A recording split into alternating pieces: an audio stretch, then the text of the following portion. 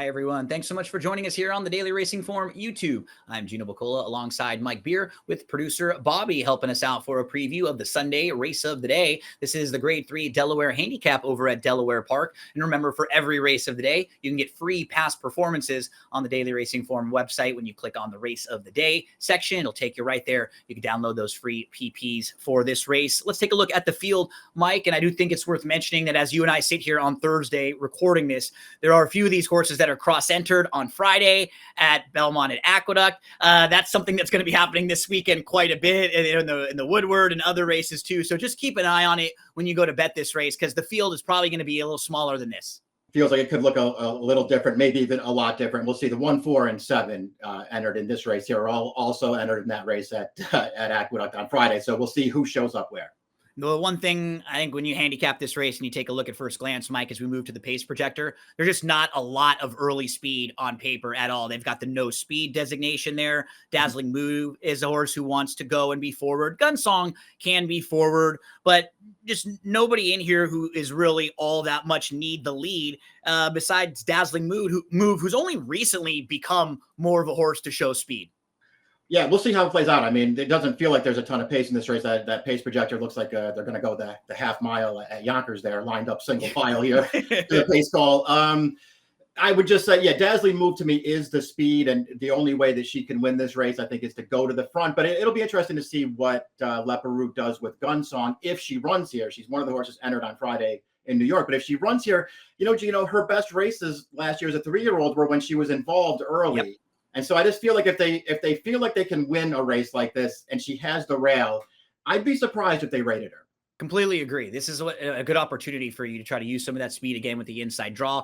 Let's meet the field here for the Delaware Handicap. Grade 2 winner Gunsong is now 0 for the last 6. August 24th, 2024 was the most recent win. And as you were talking about it, when you look at those races last year, when she's winning in the Catherine Sophia and she's second in the Cotillion and she's second in the Mother Goose, she's involved in the races much more than she has been this year. So I imagine they're going to at least try that. Who knows what she'll finish, but if you get her back in the race, that at least will give you an opportunity to maybe get back to some of those better finishes. Exactly. We'll see if she can finally, sort of take that step forward as a 4-year-old that she hasn't managed to do in her first 4 starts. And for whatever reason, she just hasn't been as good this year as she was at the end of last year, where she achieved, really, really good results in the Cotillion and the Mother Goose. I mean, those are really good performances, and just hasn't been able to run back to those so far as a 4-year-old. I just feel like they got to get aggressive with her here, try to get her involved, and see if she can take that move forward.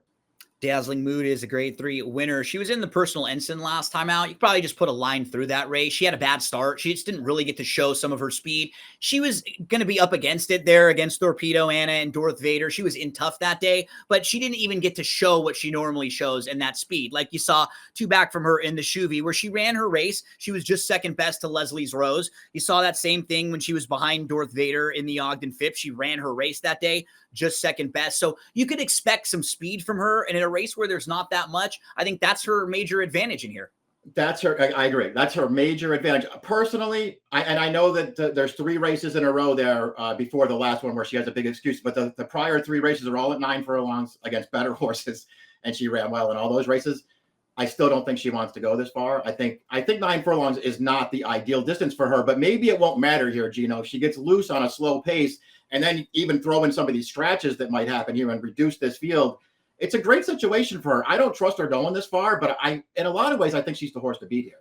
And I'm curious how she gets ridden in this race, because with a horse like her, Mike, I think her best chance is to try to separate a little bit. The more she keeps some of these horses who are more distance horses in the race and they don't have to, there's not a lot of separation, they are going to close and probably go by her. But if she can kind of outrun them early on, run them off their feet and get that separation, that's what I would hope to see from her. And I think that would be her best chance to win this race.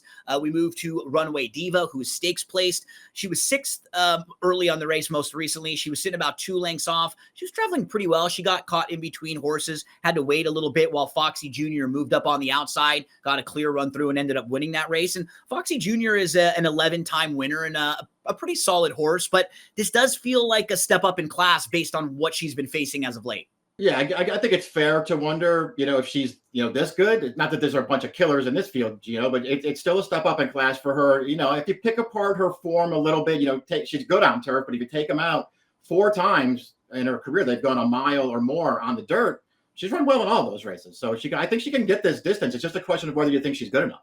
Move to Majestic Oops. At one point, she was in for 10-5 non-winners of 3, 12-5 non-winners of 3. Now she's a multiple stakes winner, multiple graded stakes place, grade 1 placed in her most recent race. She's in career best form. I mean, look at her last 5 races. They're all really, really nice. And I thought that third place effort behind Hope Road and Scylla, we have a replay of it, Mike. I mean, those are horses that are just much better than her, much classier than her. And she ran her race. She was third and she was well clear of the rest of the field. She was 7 lengths clear of the 4th place finish. That was basically her type of race she ran that day. I don't have any issue with it. And I think she fits pretty well with this group. 100% agree. I mean, they've done such a good job with this horse since Dan Ward has taken over. She's just gotten into career best form. Obviously, there's nothing wrong. I mean, she never looked like she was going to win the Ballerina, but I mean, turning back into a grade 1 against those horses where she's just not fast enough to keep up early, that's a really good result for her to finish third in that race. And prior to that, she was just running races around 2 turns that make her a handful in here. The pace projector that we were looking at before is no issue for her. If they go slow, she's going to be sitting right on top of this thing, and she's going to be right there. She's a really dangerous horse if this is where they run her. She's one of those horses entered in New York on Friday. Queen of Missoula is stakes place. She hasn't run, though, in 14 plus months, Mike. She was 4th in the 2024 Delaware Handicap. I just think overall, her lack of speed kind of hurts her as well as the layoff, because this race doesn't look like they're going to be flying. She's going to be coming from way out of it, and she's not really this classy either. I agree. I mean, it feels like a tough situation on a couple different fronts. For her personally, I'm a big fan of hers. I actually think she's good. I think she's better than she looks on paper. And she's one of the horses in here where you just don't worry about the distance at all. Even longer might even be better for her, but it's a long layoff. There's no pace for her to attack in this race. So it feels like there's a lot working against her, but I, wouldn't sleep on her too much if she's a big price change, because I think she's pretty good. Regaled is next up. She is multiple graded stakes place. She's going to be making the 3rd start of her form cycle. Comes off a 3rd place finish when she was behind Royal Spa in the Locust Grove. Mike, she had no chance in that race. She was last of 6 in a race won by Lone Speed. She actually closed pretty well in the middle of the track to finish 3rd, and she's in really nice form right now. It just come down to, can she get the race shape? Can she sit close enough? Do they go fast enough? But from a class standpoint, I think she fits really well with this group. Agree with you. Yeah, and we'll see again. She had in sort of the same situation as far as the pace goes, because in my opinion, Gino, since the trainer changed to Whit Beckman, the last 2 starts, to me, clearly a big move forward for this filly. I think she's run the 2 best races of her life in her last 2 starts. They're both races that were run at Glacial. I mean, they were walking in front of her, and her effort 2 back, I thought was tremendous. That was a super slow pace, and she almost got there. We'll see. I don't know if she's going to be able to get here either. They might be going really slow in front of her again, but I think she fits really well in this field. Margie's Intention rounds out the group. This is a grade 2 winner. She won the Black-Eyed Susan earlier this year. She faced some of the top fillies in the division most recently. She was behind Nitrogen and Good Cheer. She couldn't go on with them. She was 7 lengths behind them in the Alabama that day. I wonder, do you take anything out of it that Good Cheer came back and was disappointing in the cotillion? I mean, we kind of know who she was. She was still one of the better fillies, and this is certainly some class relief for Margie's Intention. Yeah, I just feel like it's more, not so much what Good Cheer or anybody else did in their next race. It's just that the 3-year-old fillies, at least in my opinion, they're just not that good. I just don't think any of them are that good. And so I'm not, not that there's a bunch of great horses in here, Gino, but I'm not sure this is class relief for her. This actually might be a move up in class, facing some really good older horses here. And she's another filly who just doesn't really have any speed. I don't know. She was one of the horses, if this is where Cox runs her, I don't like her that much. I'd rather have one of the other closers. So Margie's Intention rounds out the field. As we move to selections for this one, Mike, you're going to go with Regaled 6, 4, 2, 5. Talk us through your selections here. Yeah, I'm worried about the pace dynamics here, and it might not set up for her again. But as we were referencing, I just think she's in great form right now, and I like this spot for her. I think she fits really well against horses like this, and I'm just going to hope that she can overcome whatever slow pace might develop in front of her. I'm just going to hope she can overcome it.